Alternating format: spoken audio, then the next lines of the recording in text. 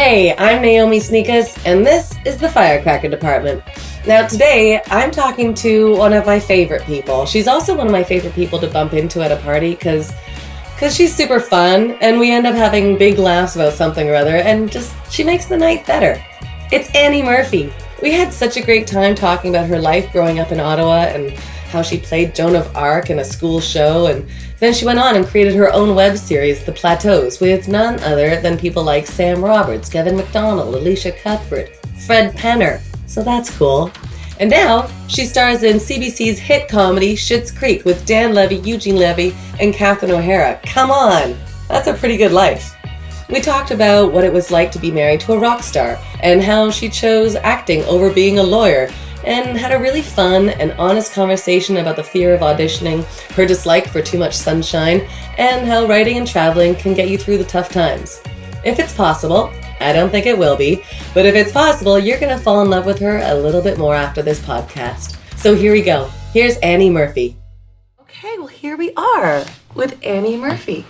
Hi. A strawberry. Already chomping on a strawberry. Right? Well, we are living in the lap of luxury with having cheese and charcuterie, meats and wine, and well, actually we could say we have everything. We have pizzas and Thai food in that corner and sushi in that corner. I love how you brought in the elephant just for this occasion. Just for you. Thank you. I just thought, what's going to make her the most relaxed? White wine and elephant. White wine and elephants. That's actually my autobiography title. Oh, that's working on it. Yeah. So this is exciting. Now I'm bringing you in because I wanted to find out about your life, and I've actually doing.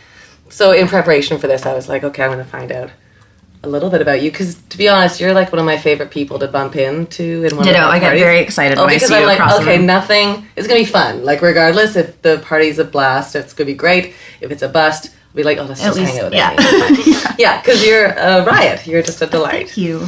And I know a little bit about you, but you've had like this kind of a crazy past in a way. Like you kind of come, like you were born in Ottawa. Born in Ottawa. Which is known as the comedy capital, I think. I just heard that right now for the first time. I might have just made it up. I think you might have.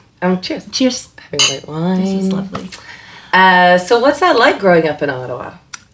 Growing up in Ottawa was actually really lovely. It's a really? Yeah, it was until I hit 17. Because I spent some time in Ottawa. Until I turned 17, and I was like, what the hell am I doing here? You got those crazy neighbors, though, to hang out with. Hull. Oh, yeah. Hull, I have had quite the wild romps in Hull in my too young, in my, not quite old enough to drink, but goes anyway, and that's what it's known for. Yeah. Yeah. Okay, so up till 17, you're like, Ottawa's great. It was great, and there's the canal and the tulip festival, and it's lovely and quiet and things I don't think of workers. When I think of you as like tulip festivals. I just don't. It's not something I'm like. Oh, you don't picture me frolicking through not overly fields of tulips, sketching the Parliament buildings. No, that's not. It's not me. But it was great, and my I had a very lovely upbringing there. Yeah. Only child. Only child. Did you like being an only child? I did not like being an only child. But now in hindsight, I realized that there were I had so much advantage. Like I had so many opportunities being an only child that I wouldn't have had. Like what? Like I went to. Don't judge me, people listening to this. I went to a private school. Oh yeah, there's grade 7 for sure. You can't. You're in a private school. Yeah, a private all-girls school where you wear a uniform. Right. So that just gives you a little. But you said that that's a positive for you. It was a positive because some people will be like that was the worst. It seemed to be the worst to me and my hormones going into it. Mm-hmm. But coming out of it and looking back on it, I had a really lovely, awesome education, mm-hmm. and I met. I had really exceptional teachers, and that's actually where I got into acting, was at that school, because they had a really incredible theater program there. Mrs. Boychuk, she was my number one teacher.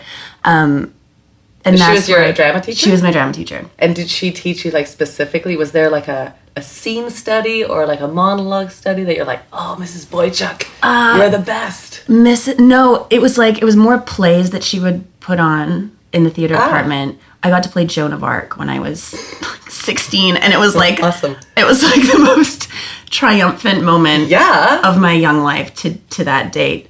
And it was. I grew up thinking that I wanted to become Joan of Arc, and I didn't want to become, because she ended poorly. Oh yeah, it didn't end well for her at all. Yeah. But to be able to play that, but like the triumph, as you said, and then go home and like eat pizza afterwards was really awesome.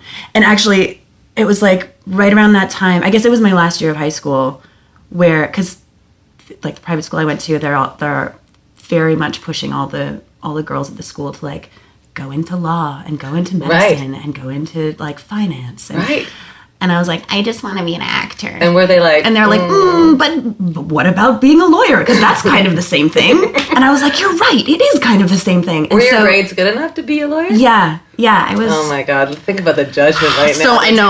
All I'm picturing is the judgment. That's all I ever picture. Oh my God. Private school, single girl. No. I could become a lawyer or an out-of-work actress. And I chose the latter. Yeah. That's what was the... okay, so then you were at school and with Mrs. Boychuk, and you graduated, and were they hugely disappointed with you at that school because you knew at the end of school that you wanted to become an actress? Yeah, I feel like I was the one disappointment in my graduating class. Everyone else is a doctor now. No, I mean, they had a great arts program for a reason. And it's their fault. It's their fault. Yeah. It's their fault that I am what I am. So, but did you know graduating, like when you graduated, did you pursue further theater training? I made the stupid mistake of, because I have family in Kingston, and Queens was... disgusting. Judge me. Yeah. I had family in Kingston, and Queens was one of the universities that they were like really ramming down our throats in high school. So I was like... Because they have a good drama program there. No, they don't. But they have a lot of good people that come out of there. They have a lot of people that come out of Queens. Christian Brune is from Queens. Is he really? Yeah, Carly Heffernan, Emma Hunter, maybe. Oh, yeah. There's some like really talented people that came out of Queens. Well, maybe I should have stuck to the Queens Players. I didn't even get that far. Yeah. I went to 3 drama classes, and in the first drama class at Queens, the very first thing that the professor said was, "Who knows what a prop is?" And I was like, oh shit. Good night. Bye. Yeah, I was Joan of Arc. Yeah. You know what? Do you know where I came from? Ottawa. I could have been a lawyer. So you didn't even finish your year? I did. I finished my year, but like very begrudgingly, and did not have a great first year. And I felt like all my friends had moved to Montreal, and I was like trying to do my own thing, but just getting sexy Montreal, Kingston, Princess Street. Big womp there. So I ended up going to Montreal for my second year and auditioning for Concordia and doing their theater performance program. Oh, cool. Which was a lot more like you're doing hands-on. voice classes and movement classes and scene studies and like all the things that you should be doing. And you're also in Montreal. Yeah. Which sucked my soul in the most beautiful way. What do you mean? Like was it hard for you to live No, it was just like... Suck your soul means that you're no longer have a soul. A positive spin on that. Have you not heard that before? I'm so sorry. Having your soul sucked in a pleasurable way. Oh my God, my soul was sucked. It was fantastic. But no, I was like 18 at that point and hadn't really... I'd lived in Kingston for a year. Yeah. For a shitty year. But then like you're in Montreal and you're 18 and it was just like... So much. The widest eyes all the time. And your folks were still in Ottawa. Yeah. So it was close enough that I was, I could go home if I needed to, which I did sometimes to do laundry and get fed properly. But Montreal was just like a really formative experience for me. And I did school there and then couldn't really bring myself to leave. Even though work, like I was at this point, I was like acting. Yeah, you know, I had an agent, and you had an agent in Montreal. I got an agent in Montreal, and so you felt like, oh, maybe this is where I make my home. Yes, 100%. I was like, I'm never leaving Montreal. I'm gonna have babies here. They're gonna speak French and call me maman, and it's gonna be. Did you parle français? No, not very well. So that's what that was my first problem. I graduated and then was like, I'm never leaving. This is my city. I love it here. And then was like, come on, bring on the auditions. And then you're like, Come on! It was just crickets. Like, yeah. I would maybe go out once every 3 weeks. And so I They do amazing things in Montreal, though. Like, the stuff that they produce before you and after you is, like, stellar. Like, there's some great projects. There's just not a lot of it. Exactly. Yeah. The American productions that come in there are awesome, but few and far between. Yeah. Now, had you met your husband by now? Oh, yes. Because you guys met early, right? We met very early. You were 4. I was no, I have 3 and a half. I have no facts on that. I was actually an infant.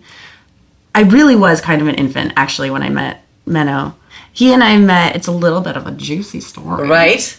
Oh. I know a little bit. This is when it kind of goes, we're going to jump back and forth because, right. I mean, gosh, you guide me. I'm all over the map here. No, but there's so much going on. Like, even, like, going through private school, as good as that you tell me that is, like, that has bumps and stuff, too, because, as you said, like, there's hormones and everything, and it's an all-girls school, which is challenging. And did you meet him then? Were you in private school when you met Menno? No, I'm just kidding.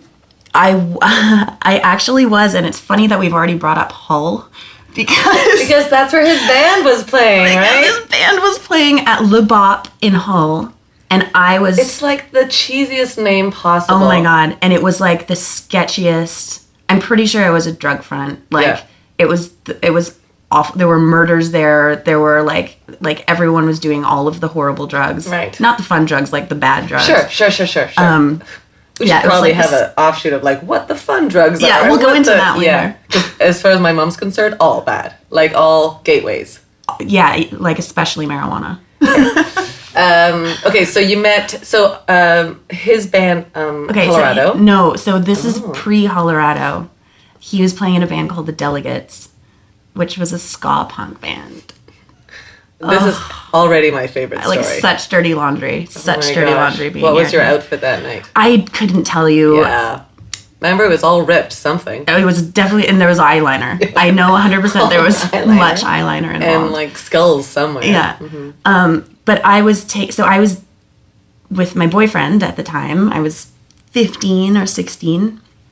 And he took me to the show at Le Bop in Hull because his neighbor, Menno... was playing in this band, and Menno was worst mistake of his life. That guy. Menno was an older guy, like 7 years older than us, and like had taught my boyfriend at the time like to like skateboard and like snowboard and play guitar. Like a father figure, kind of a grandfather figure. Yeah, at 7 years older. Like is it wizened or wizened? Well, what would you like it to be? I'd like to say wizened. It's wrong. It's wizened. But we'll have our fact check. Okay. Anyway, so yeah, Menno. Now I'm picturing like a gnarly old wizard, where I should be picturing Menno. No, he's got a lovely face. He's not. There's nothing gnarly about him. He does. So Nick, boyfriend at the time, took me to see the Delegate show at Le Bop, and But they were buddies. They were buds. Yeah, they were buds. And I just remember like walking into this horrible, disgusting bar, and like this beautiful beam of light around Menno's no kidding face, and I was like, before I knew who Ryan Gosling was, but I feel like it was the same way I felt when I saw Ryan Gosling for the first time. And his shirt was on. Like, it was crazy. So I was like, who is that? Had he started playing music yet? Like, was he playing music when you saw Menno with the light around him? Oh, yeah, he was like on stage, rocking out on stage. So like that's also super sexy. It was really sexy, except it was ska.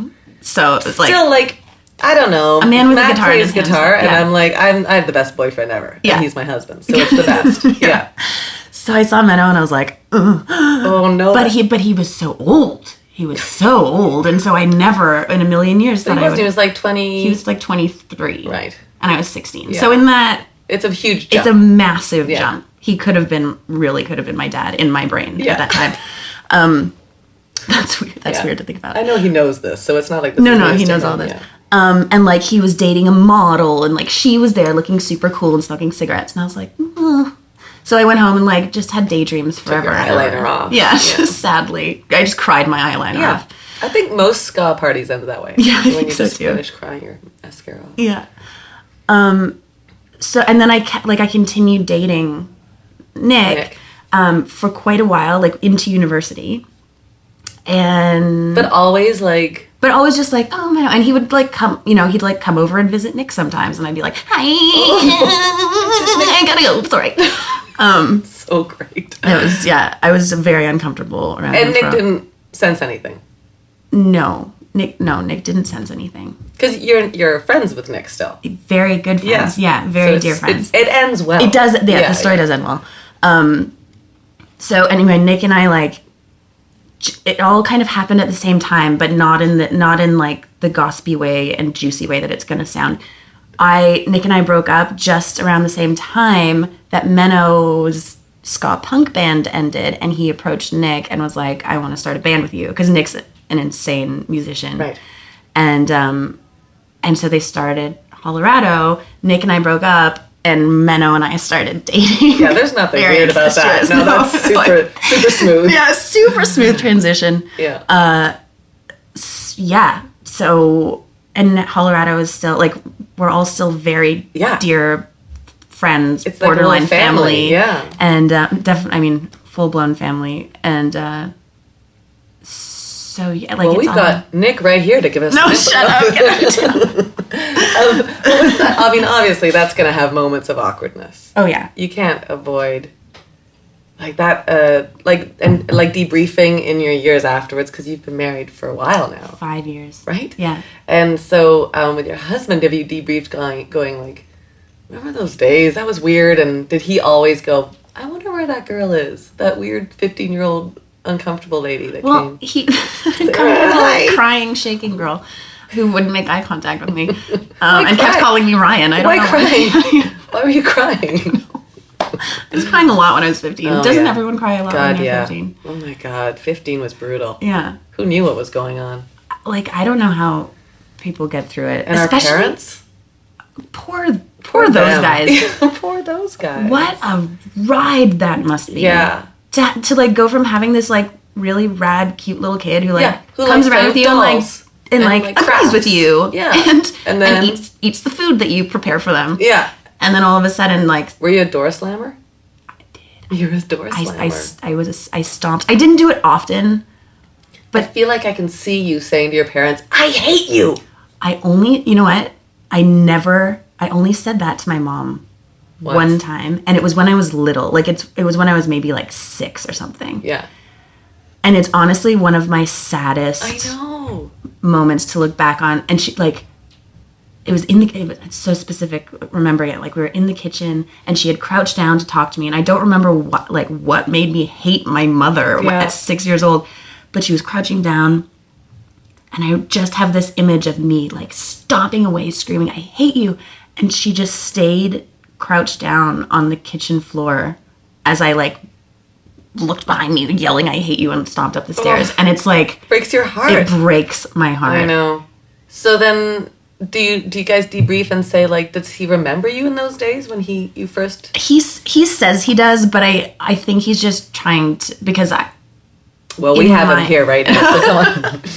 In my memory, I just want this to be as romantic as possible, so sure. I insist that my memory tell me that when I saw him, I was like, this is it. This is the guy. I'm 15 years old in Hull. This is my husband. Yeah. So I feel like he...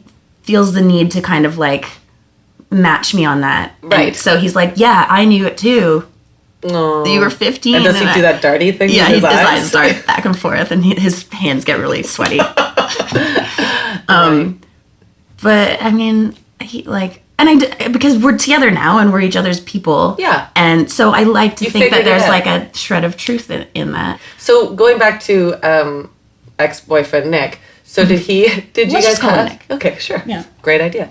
Did he have that moment? Did you guys have that moment together when you're like, okay, let's be grown up about this? Yeah, and it did take a while. Because this was like our first big breakup too. And it wasn't a shitty breakup, but it like...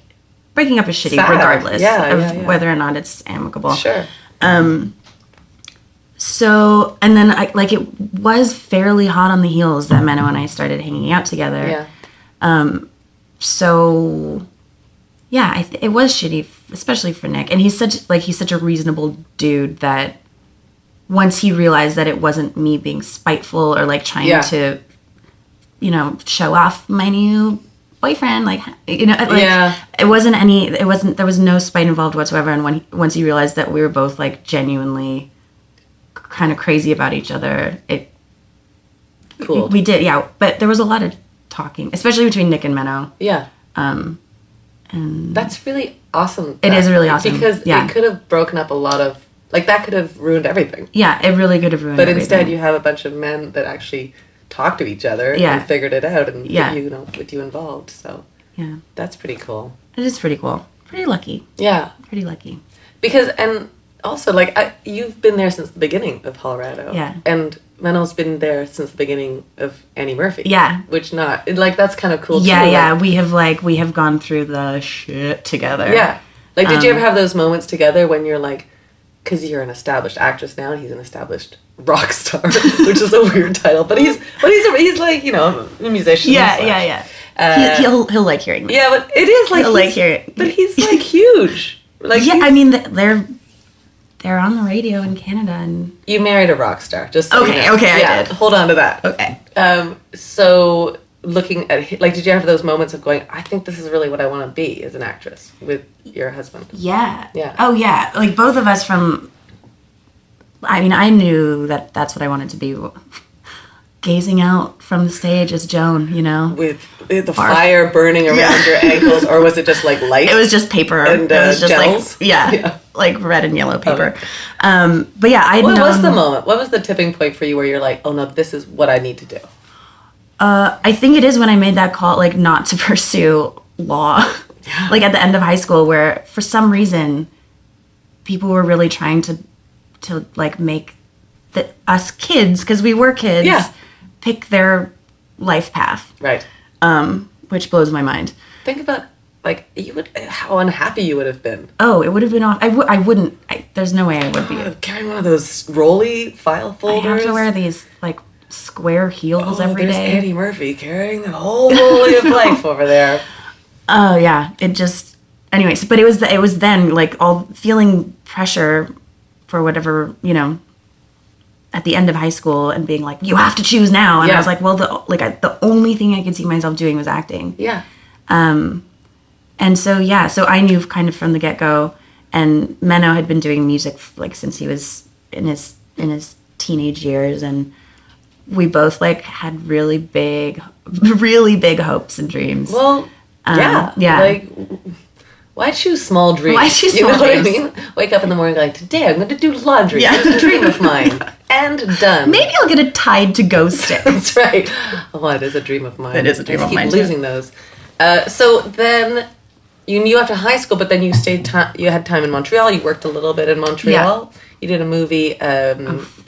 Story of Jen. Yeah, with Laurence Leboeuf. Yeah, that looks kind of an interesting movie. But you didn't speak French in that movie. No, it was like she spoke French in the movie. It was a bilingual film. It looks really beautiful. It was really beautiful, actually, and it was like. What was your part like?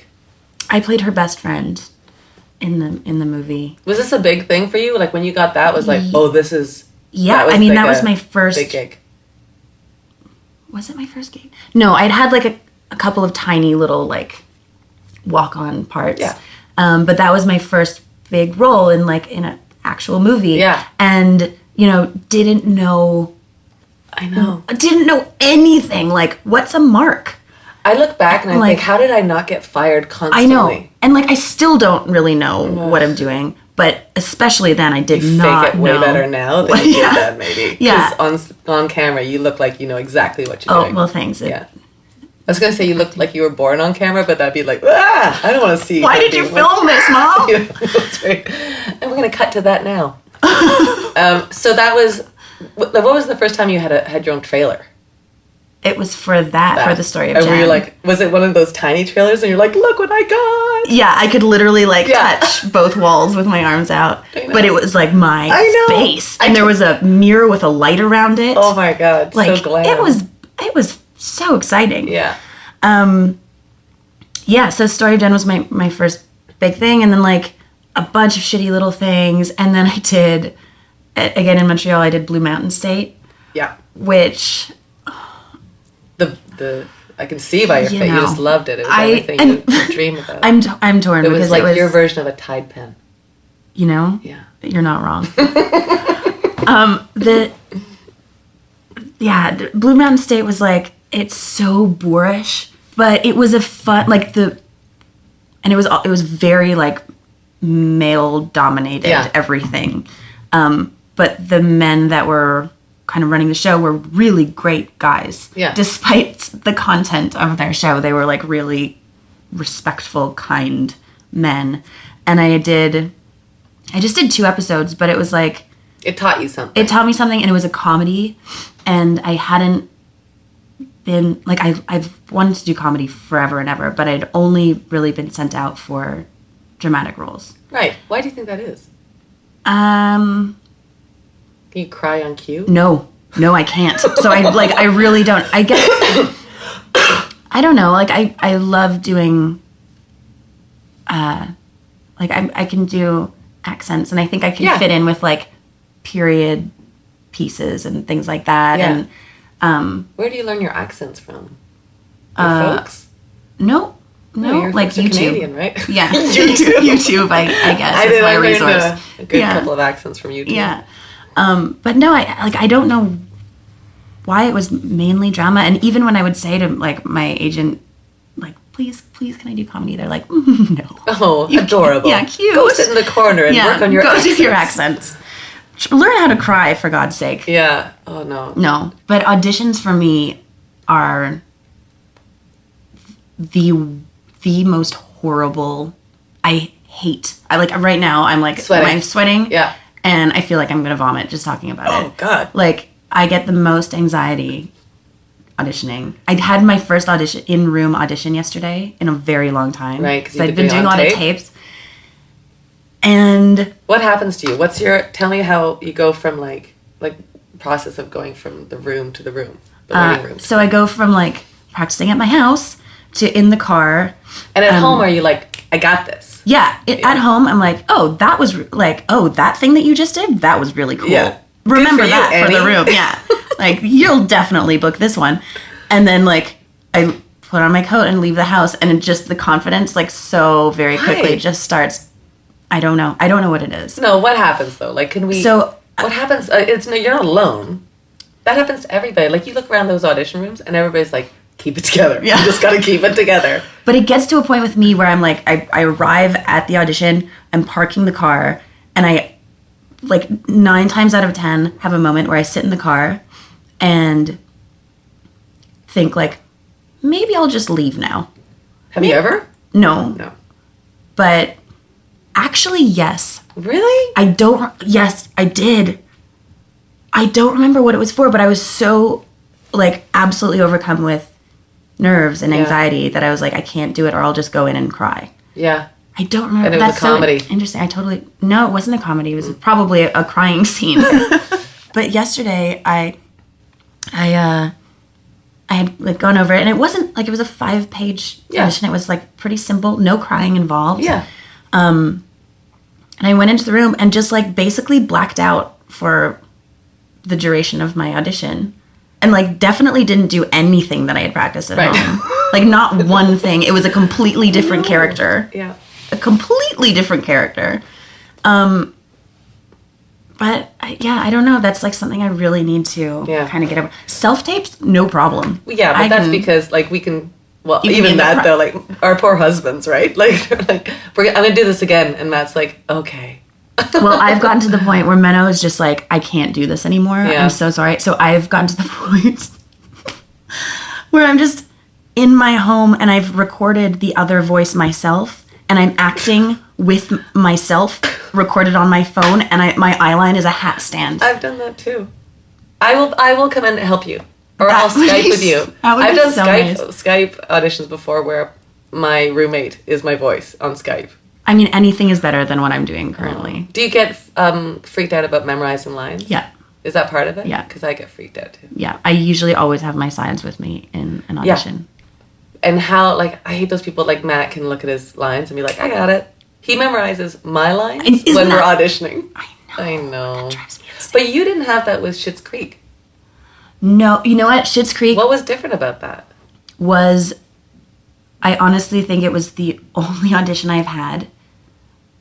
I mean, I was in like a very desperate state when I got that audition. But desperation, like, we know as actresses, we know that desperation never breeds success. No, it right? doesn't. But like, you were in LA at the time. I was in LA for pilot season, which is just like, it's so horrifying to me. What is it? It's like some sort of rodeo. It's like it is. It's so, and like, I don't know, LA. It's a wonderful place to visit. Do you like it? No. Oh, to visit.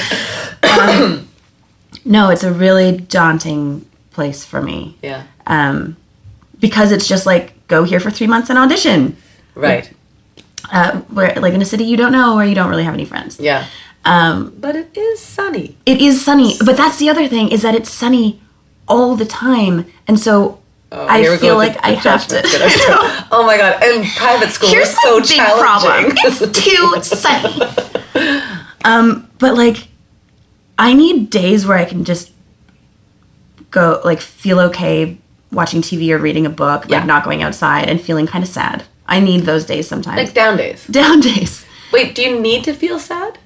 Like, do you put yourself into a sadness? I don't force myself into sadness, but I definitely get the sads and, like, sit in them for a while. Yeah. And what do you think that does? Like, why do you need that? Well, I think that there's a lot going on, not just in, like, your tiny microcosm life, but, like, in the world, the news, and that your family, and you take in and, like, don't really process. Yeah. You know, like, we're taking on a lot of stuff all the time and not, like, really acknowledging that it's happening. Yeah.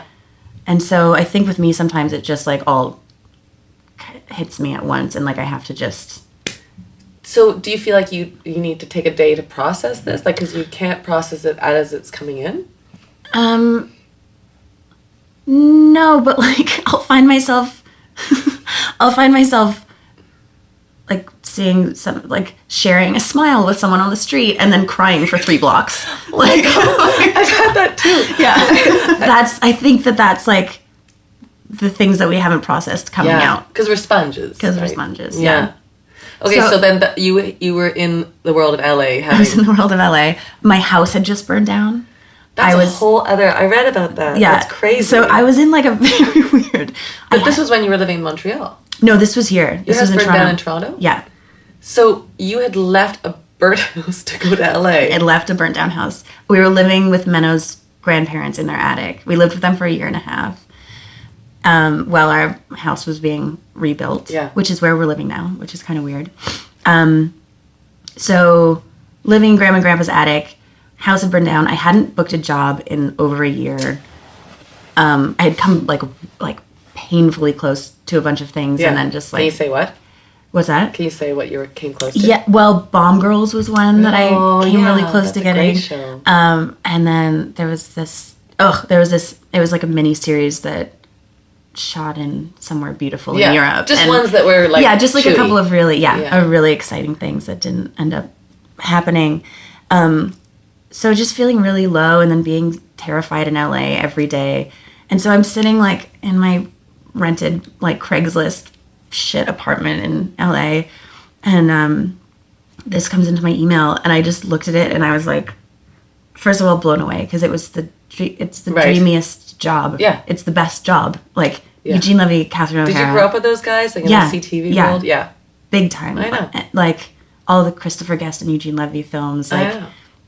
And so I saw those names on it, and I, like, the premise was incredible, and the character was something that I felt like I could nail, and I was like, this has to be my job. Yeah. This has to be my job. Or, because I was really questioning, like, is this what I should be doing? And it's been literally 1 year of, like, full-blown unemployment.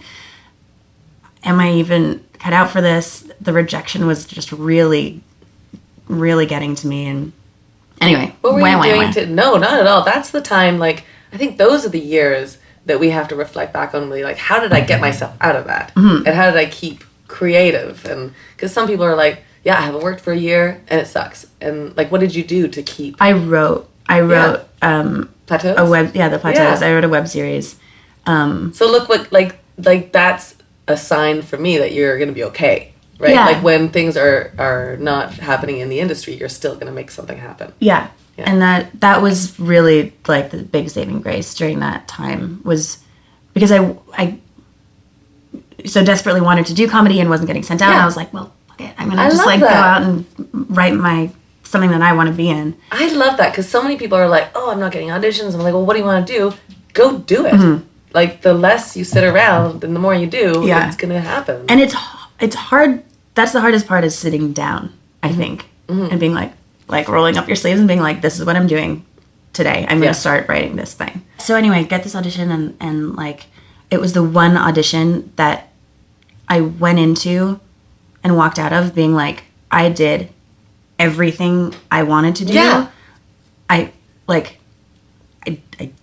did my best. Yeah. That was my best I could do, and like, I couldn't have done anything differently. I'm so happy with what I did. Which is like never the feeling I have ever walking out of an audition. Ever? Nope. Yeah. Then you knew it was something special. Why did I do that? Why did I fall over that chair at the end?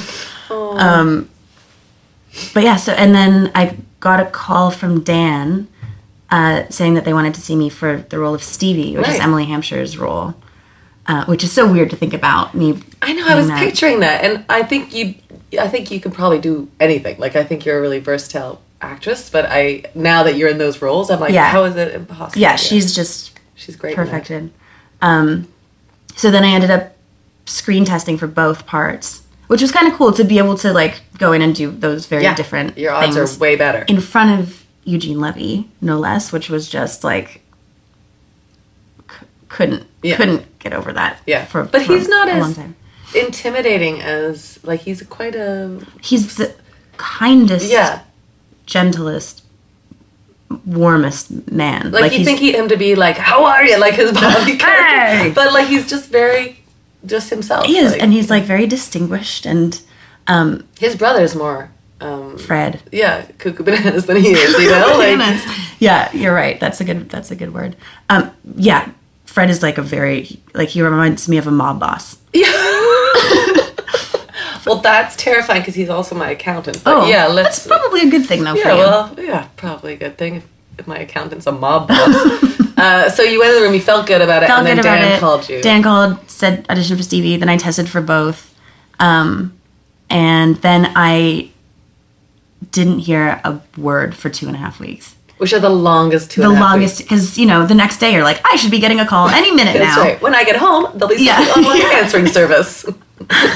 And so a week went by, and I was like, it's okay. They're probably just figuring out which role to give me. And then you're still in LA? No, I'm home now. Okay. So I tested here in Toronto. So you're dusting off the ashes from your home? Dusting off the ashes. Oh my God. And then, so after like 2 weeks went by, I was like, well, this has happened to me so many times that I now know that if I do hear anything, it's going to be a phone call saying, thank you so much. We've loved your work, but we're going to go with a blonde girl.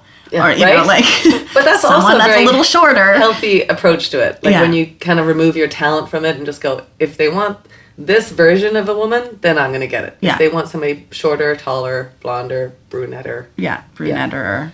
It's any word. And then you got the call from Dan. And then I got the call from Dan, which was the beginning of our brother-sister relationship. Yeah. What a dick. What an absolute dick. So I get this call, and it says Eugene Levy on my call display.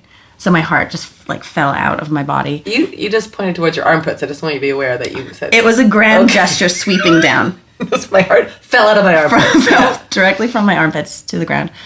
And so it was Dan, and he was like, hey, Annie, I just wanted to call and thank you so much for coming out. And then there was like a 75-minute pause. I was like, you're welcome. And he was like, we just thought you were so great. Your work was so wonderful. And just thank you so much for your time. And then like 9 days pass. And I'm trying to find a way to like sound like I'm not crying. To be Were you crying? I was like very bummed. Yeah. to find a way to like thank him for the opportunity. And so like just be as fresh as possible. And I was like, well, thank you for everything. And he was like, just a quick question before I hang up. Do you want to play my sister on the show? What a dick. What a dink. Yeah, but what also a delightful story. Like, he could have just gone, hey, we want you, and that would be it. Oh, no. He played a big game. He played a big game on that one. So it was like the roller coasteriest roller coaster of a phone call. And then I got to make the phone call to my parents. Oh, what was that like? To finally tell them that now I'm actually an employed actor. Yeah. And what did they say? What was their reaction? I just remember them laughing. Like laughing and laughing and laughing. What are their professions? They were both teachers, and now my mom works as a language assessor for the government, and my dad he worked for the Privacy Commission for a long time, writing things that I'm not classified to know about. No, I don't want to hear. I don't really know 100% what my dad does. But creative people, like definitely, there was a lot of literature in my growing up. Like my dad would read to me all the time when I was a little kid, and lots of books all the time. Yeah.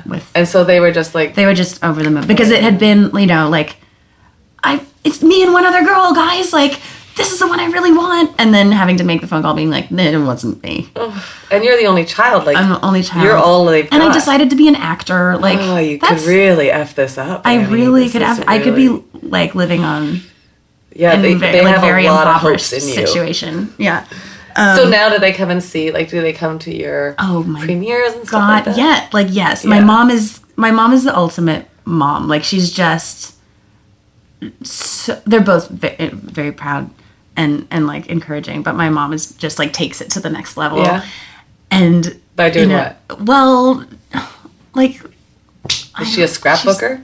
Yep. Yep, I guess that's a good example. Like, she not only would she buy one Hello magazine, she would buy 6 Hello magazines. I don't know for like why, because it's just the same thing in each magazine. Because she has friends that she needs to give them to. I guess so, but I feel like she keeps them. But what happens if one gets water on it? That's true. I think that's exactly it. What if one gets water on it? Yeah. I think that's exactly what's going through her head. Wow. So and they come to set and like to see. And first of all, like, my dad was a massive SCTV fan. Oh, my God. And so for my dad to be able to meet Eugene, and then also he was a huge Chris Elliott fan, like when Chris was on Letterman and everything. So my dad being able to meet these people that he's so admired for such a long time, and just to see these like big, giant, beaming smiles behind them. Because it's almost like whatever you're doing with like your work is a gift to them too. You know what I mean? Like so, and now Schitt's Creek, like it's like the best in the world. Like we must have so much fun. And like my body's still covered with bruises from just being like, is this real life? Like, you're pinching yourself too much. I was gonna say because they beat you. Yes, I'm beaten. On a daily basis. No, like my life has done a full-blown 180. Yeah. Still living with your grandmother. Still living in the attic. It's incredible. What do you think the biggest changes are since you started working with Schitt's Creek? I can pay my rent. That's fun. Which is really awesome. Mm-hmm. Right, because you're 2 artists too. We're 2, yeah. And we're like real starving artists for a while. Did you waitress a lot? I did a lot of waitressing. I worked as an usher at a theater for a while. In Toronto? No, in Montreal. I nannied for a while. Oh. I did a lot of those. And then all the while, were you still writing? Were you still creating? Yeah, I have to be doing something creative. Yeah, because also you're in a creative household. Yeah, right? Like, and like Menno's all creative all the time. Mm-hmm. Like, is amazing in that sense. And if he's not like writing a song, he's like drawing a picture. Like one of those guys. Like, one of those. Oh, composing an opera. Yeah. Enough. We get it. God. Yawn. We get it. You're a creative artist. But also you can't be like, I got high score. Like, you have to meet that. Yeah, exactly. So, and that's what really, on days that I'd be like, this is hard and I'm sad and I don't like this anymore, and I would be like, just go to write work. something. Go write something. Yeah.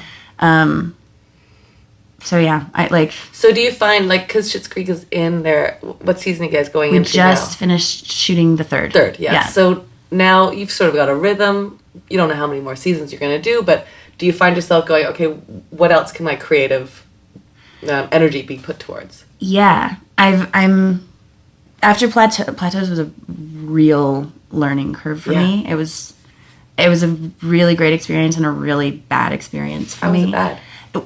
Well, I know it was great because it turned out great. Like I think it's well shot, and you've got folks like Jay Baruchel and we like the Cuthbert. people that we somehow convinced and that twisted believed arms. In you. Yeah, right? and we called in a lot of favors to friends and friends of friends. Right. But it was my first time writing and creating something, and then some other people came on board to write and like put in their 2 cents. And was that okay?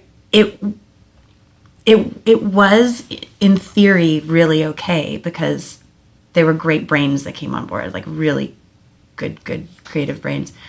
But it got away from me, and it like what it started out as and what the end result was very, very different thing. Yeah. And it was a situation of too many cooks in the kitchen, and me, like, I do not like conflict at all. If I can avoid it, I will, 100%. Which isn't ideal when you're like kind of trying to run a ship. And well, you have to know what your vision is, so that you can hold on to it. Yeah. And if that's your first project, so I can imagine. I still have trouble. Yeah. Like I'm the same way as you. I don't want to have conflict, so I'll be like, yeah, let's just try it, and then I'll be like, that's nothing like what I wanted. Yeah. So like the I wasn't able to kind of assert myself as I wanted to. And so it really did turn into like a very different thing. But in that whole experience, I did learn that it is really okay to assert yourself and speak your mind. And it's okay if it pisses people off. It's okay. Like you're not a bitch. Are you sure you're okay with that? Like, is it hard for you? I find it hard. Really, it's so hard for me. I think it's okay, but I find it hard to actually apply that. Yeah, 100%. And like, I haven't had another opportunity to do that since the Plateaus. So maybe when that opportunity comes, I'll be like, no, it's fine. Don't worry about it. Yeah, I don't think so. I think you probably learned from your Plateaus experience. Yeah. But it definitely was, I think, a really big, like a learning curve that I needed to make and experience. Yeah. So do you find like that you want to do something like that again now? Yes. Is that like are you working on something Less now? cooks. What's it? Less cooks in the kitchen. Oh yeah, that's a great title for the show, is Less Cooks. Fewer cooks. Fewer cooks. But seeing like what Dan has created and what Dan has done. He's inspiring for he's sure. absolutely inspiring. So to see what can come of sitting down and writing and creating and making your own thing, in a sense that it's pushing me more and more to want to do that myself. Yeah. Dan is so insanely talented. Yeah, it's too much almost. It's very aggravating. Yeah, like it's almost like, okay, we get it. Yeah. You're like enough. An overachiever. Yeah.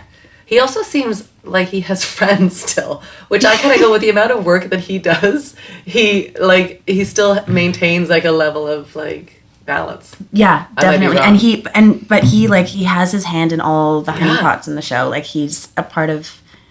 He and Deborah Hansen do like the costumes for the show. Well, that's clear. Like he picked the color for the wall in the motel. You know, which I love. I totally love that. Yeah. It's funny. I was just watching an episode yesterday, and I was like, "That's the color I want in my living room." Like, yeah, I love it. Yeah. But he's just. And do you want that? Do you want that in your next project of having your hands in all the pots? I think not. No, I don't want to have my hands in all of the pots. I want to have like 2 hands in one pot, really, and really well, really immersed in that pot. I think sometimes people, not so much Dan, but I've seen it before where people stretch themselves thin. Yeah, and that doesn't really appeal to me either.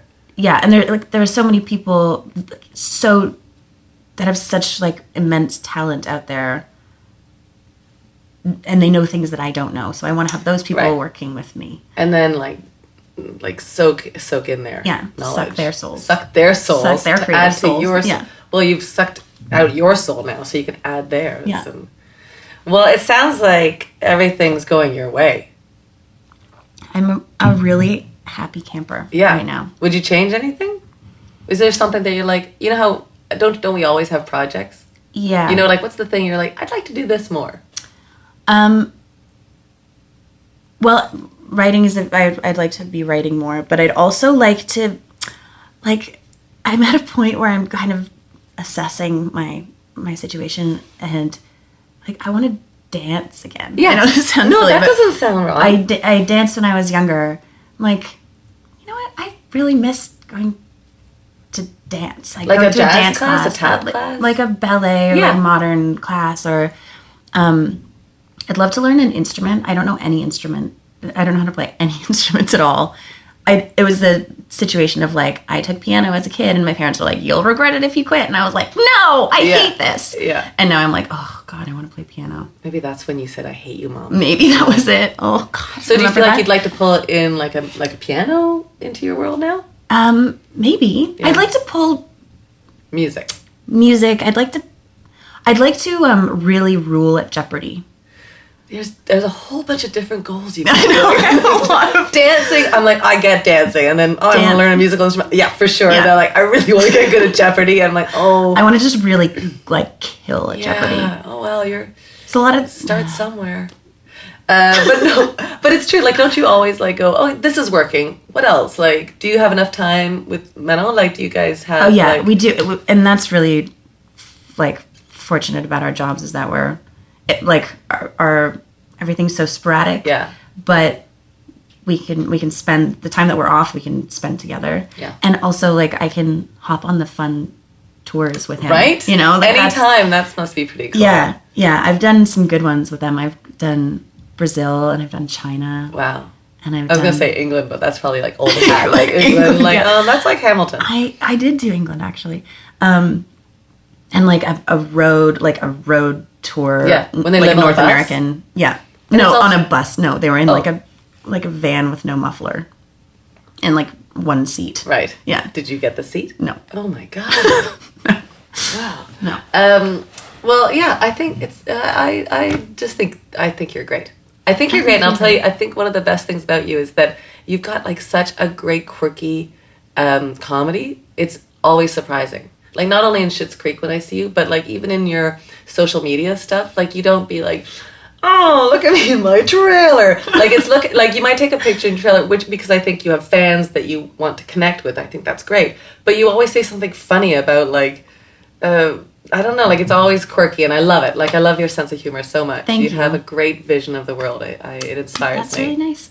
Thank you. That's a really lovely compliment. It's great. I don't want you to stop that. I want to find out what you do next in, like, the world of web series or whatever. Like, put that kind of ideas down on paper or improvise. Don't put it on paper. You know what? Oh my gosh, you were just asking me what I want to do. Yeah, I've been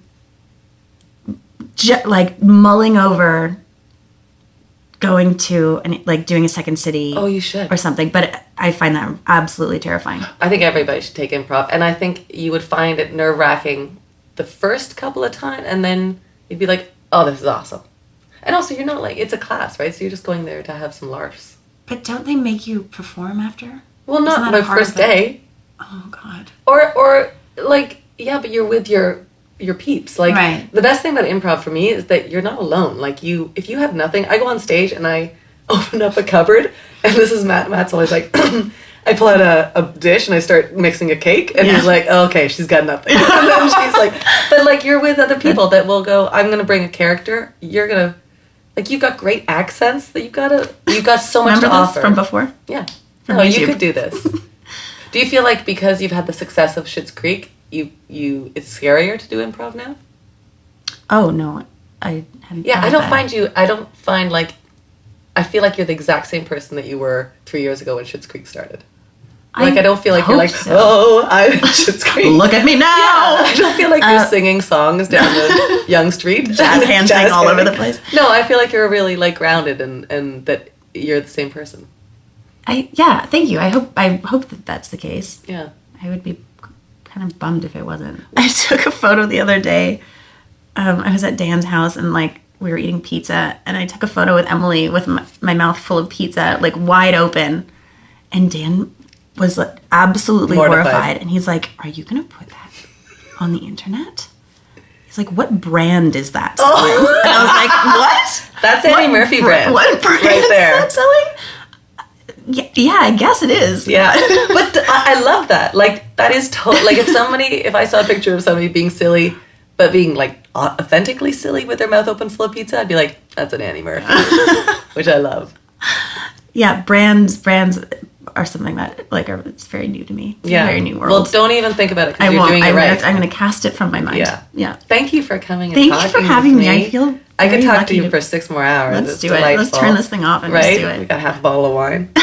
All right. Well, I can't wait to see you in the next thing that you do. Thank you. Thank you. Thank you for this.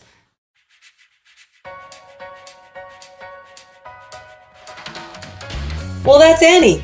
Honestly, I mean, we could have eaten cheese, drank wine, and chatted for another hour. She is so delightful. She's just so authentic and so just herself, and I just love spending time with her. After the recording, we both agreed to make plans for a double date dinner with our fellas, and that will happen. Oh, it will, or I'll eat her top bun. Make sure you follow Annie on Twitter and Instagram @AnneFrancis for her unique, super funny style of humor. Really, each Instagram photo comes with something that makes me laugh. It's like bazooka gum, but, funny. Don't forget to subscribe to us on iTunes and follow us on Instagram, Twitter, and Facebook @Firecracker Department. That's Firecracker, DEPT. Join the conversation and keep up with what's new in the department. Hey, maybe you're going to get moved to that sweet office with a window. That's exciting. Oh, fingers crossed. Special thanks goes to Carousel Players and Grayson Matthews for their production help. Those guys couldn't do it without them. Now go on out there and get inspired, you firecrackers.